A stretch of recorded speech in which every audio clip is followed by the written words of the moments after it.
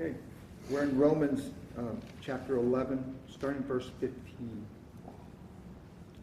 For if their rejection is the reconciliation of the world, what will their acceptance be but life from the dead?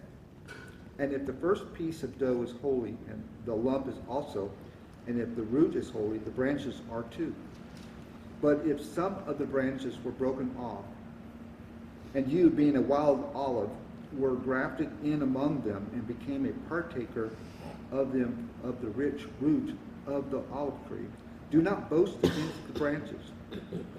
But if you do boast against them, remember that it is not you who supports the root, but the root supports you. You will say then, branches are broken off so that I might be grafted in. Quite right. They were broken off for their unbelief, but you stand by your faith. Do not be haughty, but fear, for if God did not spare the natural branches, he will not spare you either. Behold then the kindness and severity of God to those who fell, severity, but to you God's kindness. If you continue in his kindness, otherwise you also will be cut off. And they also, if they do not continue in their unbelief, will be grafted in. For God is able to graft them in again. For if you were cut off from what is by nature a wild olive tree, and were grafted contrary to a nature into a cultivated olive tree, how much more will these who are the natural branches be grafted into their own olive tree? Okay. Seems like a good spot to stop.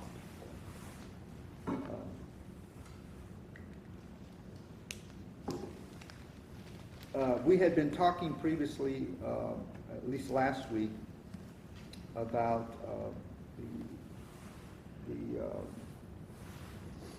Jews who had stumbled and fell, but it was not a falling like a permanent falling away from God. It was a true stumble. It wasn't you fell, now you're down and you're not going to get up, and there's no recovery for the Jews. That's what he had started talking about in this section here. That this was part of God's plan in all of this. A little confusing sometimes when you start talking about God's plan. And to us, we don't think in that level, right? We think of, okay, now there's plan B and there's plan C. I don't think I've ever read anywhere where there is God has a plan B.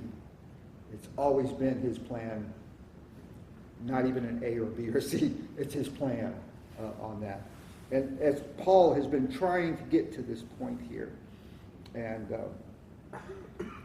we get to the 15th, and he says, for if their rejection, so when we start to see the word they or their, he's talking about the Jews. If he says you, he's talking about the Gentiles that are there, or those to whom he's speaking to directly at the time. So just kind of keep that in context here. For if their rejection is the reconciliation of the world, what will their acceptance be but life from the dead? That's a question mark. What does that mean?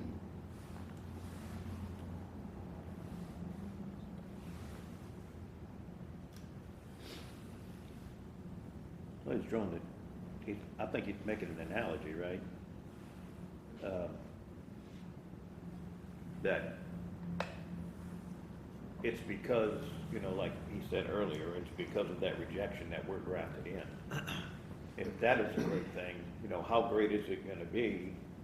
It's going to be actually a resurrection when they finally accept. It'll be, they're dead now because they stumbled, right? So they're away. But when they accept, it'll be like a resurrection from the dead, right? Because they've stumbled their way. Okay. Others? I think Paul really struggled with his people's rejection, and he says it other places about just how he wished his brothers could have his zeal with knowledge. Right now they seem to have zero without knowledge, and so, I think that, I mean, it hurts when your family rejects, you know, things that, you hold true, and so.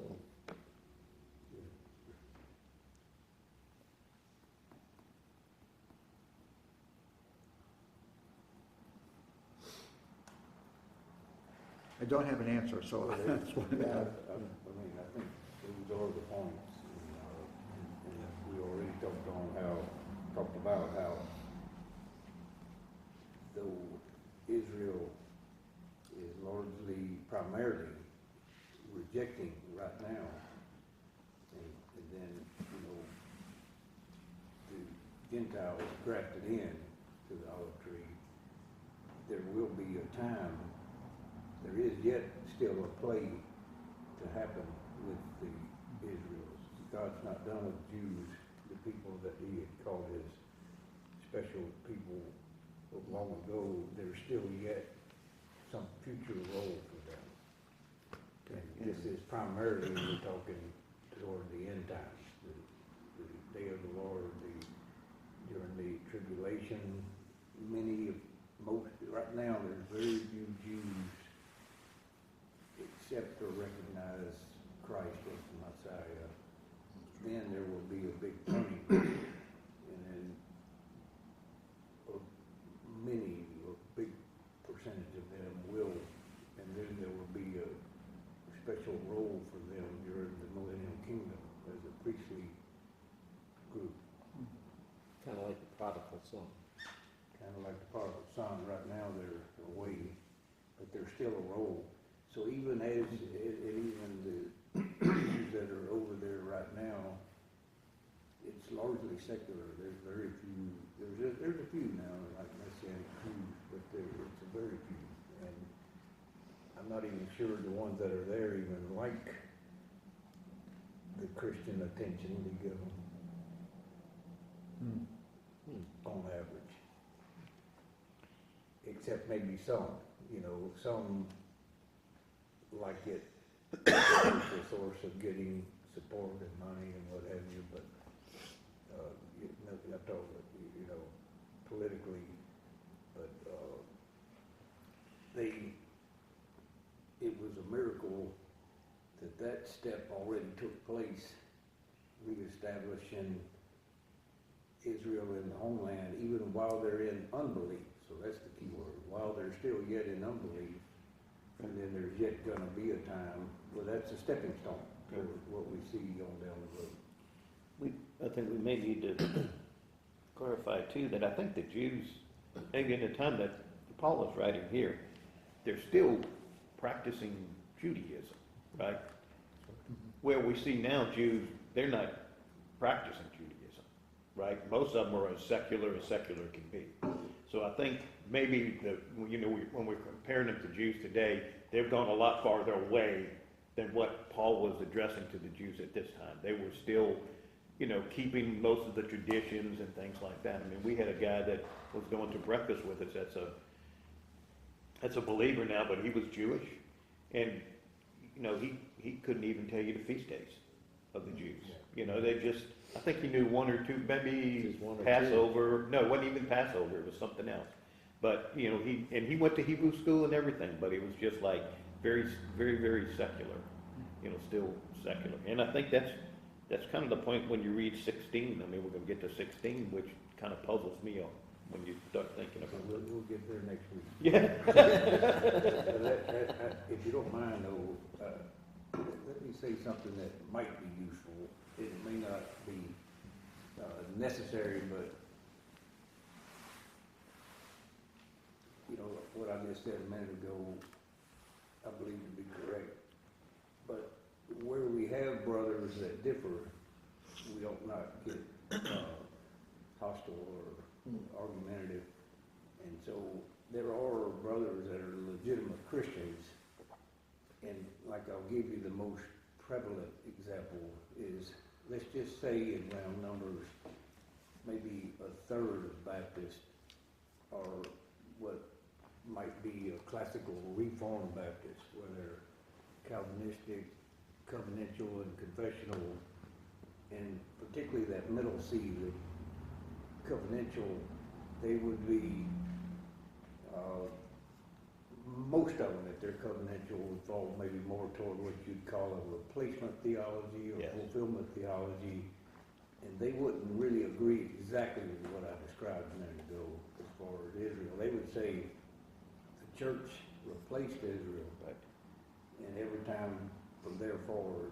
So we got, think about it, some people that you're close with, they're gonna leave. Like, I'll give you a good for instance, a guy I love a lot to read his podcast and his articles, strong Christian brother, Virgil Walker.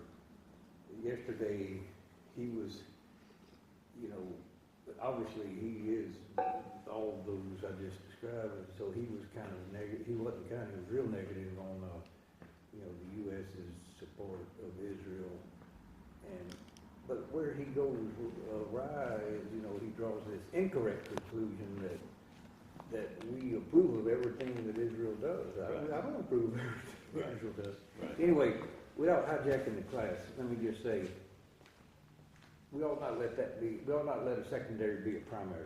Yes. So if you have a brother, that's a believer on the fundamentals, then he's a brother. That's And we could differ in opinion, and that's Yes. okay. And so if you could either remain of a different opinion, or you could even just be totally out of tune with the whole subject, and that's probably even a good place to be too. That's right. Be ignorant of the whole thing. That's okay too. That's right. That's good, because I think that's where I'm at, is on the ignorant side. Don't be a hostile. Yeah. There are definitely, you can find people who Yeah. are very argumentative, willing to fight and rip churches apart over Yeah. things such as that. And I do think when we read this as an overview, that's kind of what some of his point is. Don't get haughty, don't get, where you think you're all that because, you know, you're. Because you've been grafted Because in. you've been grafted in, so you Yeah. must be the most important thing. Right. You know. Well, that's what I'm saying. I think 16 clarifies Yeah. that whole thing, right? So let's go into that. And if the first piece of dough is holy, the lump is also, and if the root is holy, the branches are too. Okay, aside from this being a cooking instruction, what is Paul trying to say about this? What, well, first about I guess you would call it a metaphor. What's the start? Where's the start? What's the starting point, right? When you get the first lump of dough, right? The root is where the plant comes from. Everything has a starting point. And I think that's what he's trying to say here, is he basically saying, you know, it started when God chose the Jewish people. Right. That's where it started, right? So I think the whole point is that you were grafted in, but you were grafted in to a holy thing, Right. right? And if you became a part of the dough, Yeah. you became a part of a holy dough. Right. You know, this wasn't something that you initiated; it was there before, kind of thing. You know, there's some plants that you can cut off the branch, and you can take it and move it somewhere else in the dirt, and just plop it in dirt, and it'll grow from that. Mm-hmm. There are some plants when you do that, that thing will just die. Mm-hmm. You know, it just will wither away. There are some plants that will accept and receive a graft. As a matter of fact, modern cloning practices today, that's exactly how they make hybrid plants, is that way, to get them disease resistant and stuff, is to integrate the two features together. And then you get these two sort of unrelated things, similar but yet unrelated, and you bring them together as the one better thing. Okay? And I think that's kind of where we're starting to head with this, is that each one has its own positives. Its attributes are good in some way or another. There's the group that is law-based, and that's good. We talk about how good the law is. And there's this other group that is faith-based, and we talk about how good the faith is on that. You bring them together, you got yourself a 1-2 punch, Mhm. if you will. You got yourself a more of a powerhouse. Right. But the metaphors here kind of fall apart, and then you gotta be careful That's how right. far you go. That's true. The dough one I have a little trouble with, because I understand that if you have a holy dough, that the end product, the roll that comes out of the oven, is gonna be holy. That logic holds to me. But if you add something in to the dough, to me, you contaminated the entire dough. Full stop. Talk about the tree or the olive branch. No matter what you graft on it, the root still remains holy because it grows, I'll use the word outward instead of goes back the other way.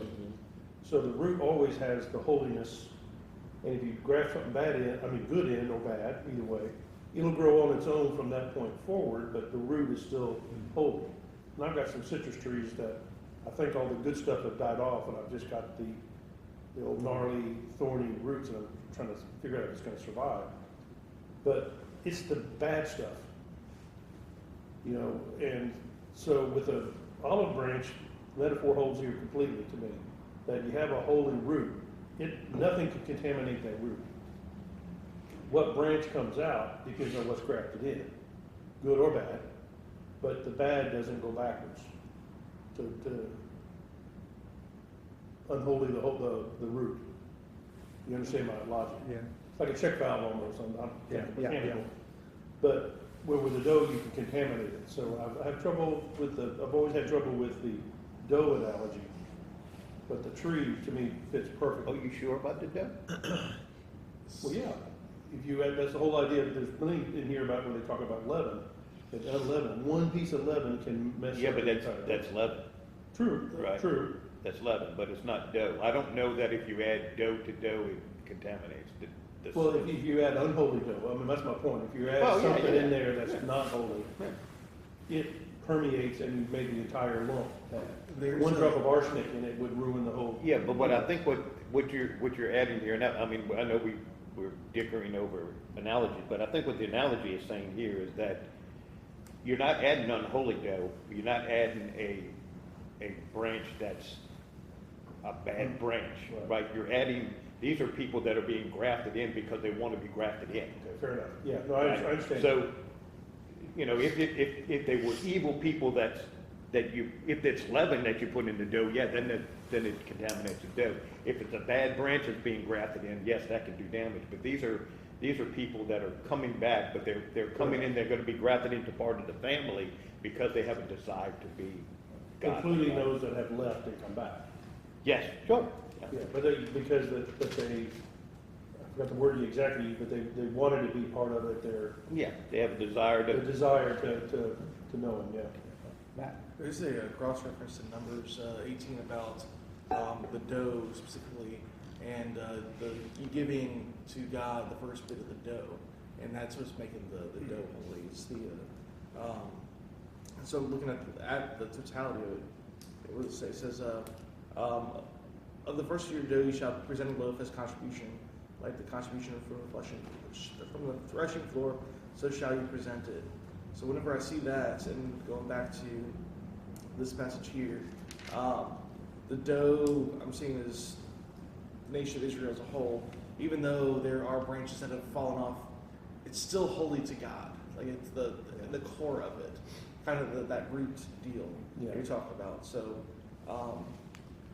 I think that's where I go with it. And even though no matter if the branches need to be cut off, as God is going to do, this thing overall is still this Still holy. holy loaf, Yeah. holy bit of dough that was God's, that was holy from the get go.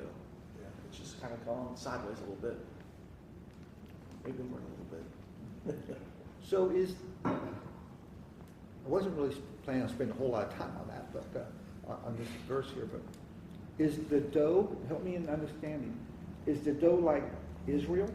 Is that what the dough is? it's the origin.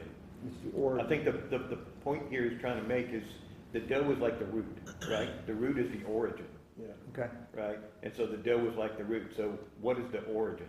The origin is the original is Israel. It's God Okay. go reaching out to Abraham and saying, You know, I'm choosing you as my people. So that's what holy means in this metaphor then, that It's set apart, right? Holy means set apart. It's- And that's what God did with Israel, right? God set them apart. You're gonna be my people. That's the source. That's where this all comes from. Okay, so we got dough is Israel. Who and or what is lump? Are you calling me a lump? Yes, Yes. yes, that's exactly what he's doing. There- He's calling you a lump. Big cold words, Alan, trust me. Oh, believe me, I do know that. So, and help me to fully understand, that lump is from the whole. No, This is an unrelated lump, if I may, yes, is what they're trying to say. They're bringing both together. exactly, just like a branch. Yeah, like the branch. Right, the branch is Separate coming, branch. it's coming from another tree and it's being Similar, but grafted different. into the Okay, root. all right, see, because I was coming from, I had dough, and then I had a lump taken out of, No, this is a. this as is a lump this is- of that This is whole. another dough. That's what I'm saying, when you add something in, it's gotta be Yeah. I'm holy kind as of reading well. the lump being the remainder, and you've taken apart from the whole lump. as Yeah, in- but I don't think that's what it's saying. I don't think what it's saying here. I think this Yeah. is saying, it's saying that there is another, the lump is a different from another source, right?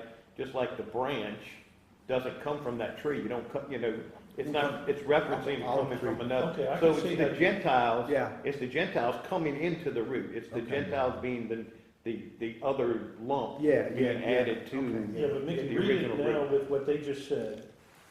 Read it again, and I can understand where you came from about pulling it out. I'd always thought it was going in, Yeah, but I agree. First plants of dough, the first piece of dough is holy, the lump is also, you could argue that that's a lump that you pull off to start another loaf. And the root is holy, the branches are too. Which branches? The existing branches. So I can see where you came from, although I've never yeah, thought of it that way. I thought it like Mickey, where it's outside coming in. and believe me, I don't know I'm right or wrong on the interpretation of that. That was my immediate, I can see where you got it. yeah, The vine one's easier to comprehend. I think so too. Because you got the root, you got branches that are removed, and then you have some that are grafted in. Right. Well, I think he's gonna get to that. Yeah, he does. I mean, he starts to do it immediately in I think we read it 16. a while ago, didn't we, or, Yeah, we went into that. but anyway, it's just easier to kind of put Yeah, my mind to the branch. Yeah, It is yeah, the I agree. dough. But I'm curious how the word lump is in the original Hebrew where it was written, because it may define whether it's going out or coming in. Yeah, I don't know. I wrote a side note, says, this is a metaphor. It's when they finally come around. And I don't know why I wrote that, but it's right there in that. It's talking about when they finally come around. So I don't know. I'm gonna have to go back. Paul, just tell me what you mean. Yeah, exactly. Come on, Paul, get straight. So, what lump, there's a couple times it's used. Romans 9, or hath not the potter a right over the clay from the same lump to make one part of vessel unto honor? So it's like the body of that you take from. The body of the clay, you can lump and make. Know ye that not a little leaven leaveneth the whole lump? Yeah. Purge out the old leaven that ye may be a new lump. So I don't know if that helps you. I that's don't- just how it's used. Yeah, I know, Well, the okay. dough that's taken as the first fruits, okay, that's holy, but if that's holy, so is, The Exactly. or the The part of batch that. of dough is the definition. All right. It would be true that all of that is God's in the first place. Yes. Whether it's the main dough or the lump, it's still all God's control. Yeah, Yeah, okay, all right. I'm moving on, although I don't feel comfortable with it. 17, we finally get into the branches part here. But if some of the branches were broken off, and you being a wild olive, okay, well, maybe, interesting. Were grafted in among them and became a partaker of them of the rich root of the olive tree. The wild olive. That's the Gentiles. It's the Gentiles. That's what I was thinking so too. But they're still olive. They're still people, Still the God's souls, people. is the way that's a simile. He said same but different. the same as they're humans with souls. Okay. Period. God's people. Not God's people with the promise, but all people are God's. Yeah, All right.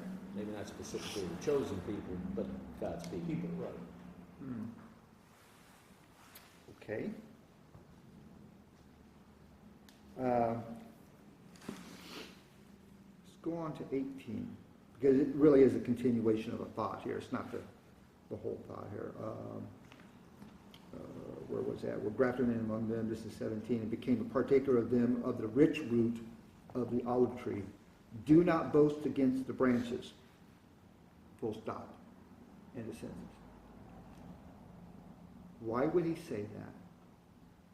My presumption is they have been boasting against the branches. Well, I think it's a warning, right? And I think this gets back to the whole point of Romans, right? Point of Romans is just two churches. You got the Jews and you got the Gentiles, and he's trying to bring these two together. And that's what this argument is. Right. This argument is there was an olive tree. Some of the branches were broken off. You were grafted in, but realize, don't get cocky about being grafted in, because the reason you were grafted in is because the root was already there and somebody was broken off. Right. So it's a privilege for you to be grafted into it. So don't get so cocky about this relationship that you have now and realize that there were people that came before you. And I think that's what it's trying to bring together The back. by basically knocking off what, Yeah. the cockiness and saying, we both got the same root, we both come into the same place. This is why we need, this is what we need to stand on Right. It's similar to what, Steve, you were trying to say earlier about let's not break relationships because of Yes. your various different views Yeah. and your points of a secondary idea Yeah. type of thing. You say, well, it's all me right or it's all wrong, a binary kind of thing here. Yeah. How do we consider it? We're Christians, and I wouldn't be surprised, and I have to admit, it's kind of there, that we look down on the Messianic Jews a little bit. The Don't we? reality is, according to this, is the other way around. Yeah. They're the ones that are the original branch. Exactly. We're the ones that are drafted in. Right, that's, And we may have that arrogance back to, I think- there's a few, but they're, We got the special. we're special, yeah. I'm Exactly. number one draft pick. Ball needs to go to me. I need Yeah. to make all the money. I need all the attention. It's like, no, you were brought into this team to fill a specific role and everything in the bigger picture of this plan. This monstrosity of an organization, and you are a part of it. right, It's not about you. It's about the overall team, the overall vibe. yeah. So don't get boastful That's right. because there's nothing particularly special about you that's like it's all about you. No, this is all part of this big the big Right. picture because if the branches are broken off or the branches are not broken off, if you're not trimming it, the whole plant dies. Right. But so there's the ingrafting of this so that it continues to be a good tree, good branch, good fruit. Yeah, I think the point here too is that, and Paul does this throughout the whole book of Romans, right? He's telling them there's nothing special at either one of you, Yeah. right? This is all a God thing. It's God that holds this whole thing up, right? It's God that chose the Jew. It's God that allowed you to be grafted in, right? So I think that's kind of the point of all this. Yeah, right here, you're talking about, Gentiles, realizing, but also, as Don mentioned a while ago, a lot of the book up to here, we kept reading about how Paul was burdened for his own Yes. Right. Yeah. people, That's right. that they were the ones that were rejected, so it's both of them. Yes. You both are fighting, separate. That's right. Or it's both of them that he had a burden for. Actually, Paul was really a missionary to the Gentiles, right? Yes. Yeah. Absolutely. But a lot of That's the books his up to charge now, is, we yeah. were reading about, like Don mentioned, Paul reflecting back to his burden that his own people Yeah. Well, I think rejected. yeah, I think the interesting thing about the book of Romans too is that this is a calling together of the Jews and the Gentiles, right? He's trying to bring these two together where so often he was fighting against the Jews that were trying to disturb his message, right? He was trying to encourage the Gentiles that even though you're going through these struggles, you're being persecuted from the Romans, you're being persecuted from your neighbors, the Jews and everything, so it was always that. But this is interesting because it's trying to bring those two together and show them, you know, let's concentrate on what we have in common and not necessarily what our differences are. Or, Right? I guess a slight shade of different view, like in chapter 10, verse 1, maybe instead of bringing them together, the burden for both would be maybe. Yeah, well, the sure, outward. absolutely, So yeah. like it says, brother, my heart's desire and prayer to God for them that they may be saved. He was deeply burdened at the end of chapter 9, Yes. start of chapter 10. He Right. was worried that here he is being a missionary to the Gentiles, but his own people, his own Yes. lineage, his own family is out there not interested in what is most important. Right, yes. So, you know, anyway, Yeah, I think we're I saying the agree. same thing. We need to stop here. Where are we? Chapter, It's verse eight- 15. Yeah, it's, So, yeah. 18 is 11, where we're gonna 18? start back up, yeah. 11 and 18. Yeah, because there's Start on the a branch. sentence in Okay, we're that. gonna start at 18. At 18. It's mid-sentence. Yeah, I know, that's why, it's 18B is where I want to be at, Okay. yeah. You will do it that way. But we do need to stop here for time. What are you guys praying for?